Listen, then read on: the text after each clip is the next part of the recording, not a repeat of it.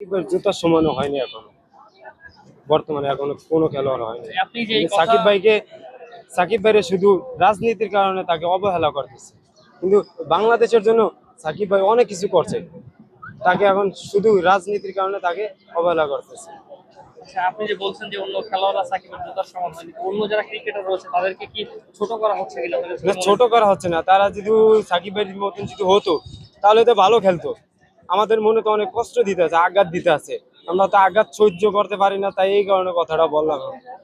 যে এই যে আফগানিস্তানের সাথে খেললো, তারপরে এশিয়া কাপে যে খেলাধুলা গুলো করলো, এগুলো কি খেলা বলে না? এটা ক্রিকেট খেলা বলে? এর থেকে তো ভালো নারী যারা আছে তারা তো এর থেকে ভালো খেলতেছে। সাকিবকে ফেরানোর জন্য কি করা যেতে পারে, বা আপনার কারো কাছে কোনো অনুরোধ রয়েছে কিনা কি বলবেন?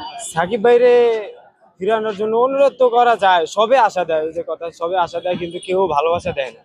কিন্তু যে আয়া বিসিবিতে তে আশা দেয়, আয়া পয়লা বলে কি সাকিব ভাইরে দেখি কিছুদিনের ভিতরে কথা বইলা দেশে ফিরে আমি, সবই কিন্তু আশা দেয়।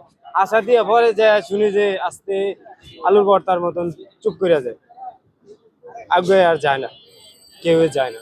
কিন্তু আমার একটা আবদার হলো যে ডক্টর ইউনূস আছে যে বর্তমানে, ওনার কাছে একটা আবদার হলো যে সাকিব ভাইরে দেশে ফিরে আনুক, আনিয়া ভালোভাবে যে তাকে জাতীয় দল থেকে বিদায় দেয়, এটাই আবদার।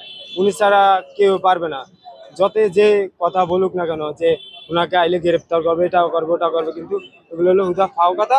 যদি ডক্টর ইউনূস চেষ্টা করে তাহলে আনতে পারবে বাংলাদেশে ফিরে। আপনি কিছুদিন আগে ক্রীড়া উপদেষ্টা বলেছিলেন যাতে তিনি সরাসরি বিসিবিকে নির্দেশনা দিয়েছেন যাতে সাকিব আর মাঠে ক্রিকেটে না ফিরতে পারে। হ্যাঁ, শুনছি যে এটা নিউজে যে সাকিব ভাই যে মাঠে যে না আসতে পারে।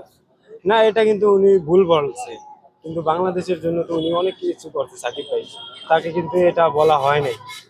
যে উনি বলতে পারতে যে দেখি সাকিব ভাই ভুল একটা করছে, তাকে এটা একটা সমাধান করিয়া যে বাংলাদেশের জাতীয় দলে আবার ফিরে আনি, আনিয়া তাকে ভালোভাবে যে বাংলাদেশ জাতীয় দল থেকে বিদায় দিই, উনি কিন্তু এটা বলতে পারতো, কিন্তু এটা বলছে, কিন্তু অনেক খারাপ লাগলো আর কি।